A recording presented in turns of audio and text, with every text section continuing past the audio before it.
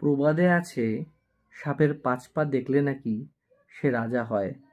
আর রাজা হওয়া মানেই অতিমাত্রায় উচ্ছৃঙ্খল ও স্বেচ্ছাচারী হয়ে থাকে। সাপ একটি সরীসৃপ প্রজাতির প্রাণী।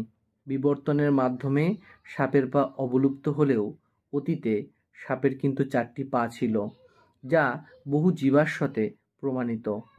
তাহলে প্রশ্ন, সাপের ৫টি পায়ের কথা কেন বলা হয়েছে?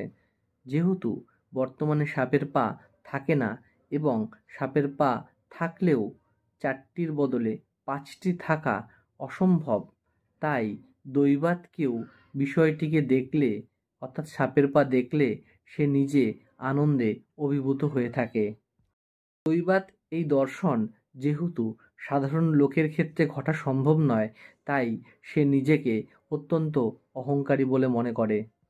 তাই কাউকে তোয়াক্কা না করেই সে নিজেকে অত্যন্ত বড় বলে মনে করে। আর এই মনোভাবাপন্ন ব্যক্তিদের ক্ষেত্রেই বলা হয় সাপের ৫ পা দেখেছে।